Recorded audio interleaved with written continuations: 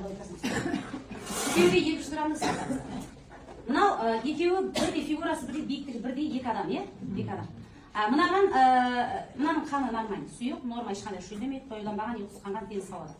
Мынау қаны қойылан қалған. Қаны қою мына жерде. Сұйықты азайды, қаны құрғайды. Кезінде бұны сусамыр деген ауру деп айтады, сусамыр. Қытайда шөл ауру. Қытайшаны прямо аударғанда шөл ауру дейді, шөлдейтін ауру.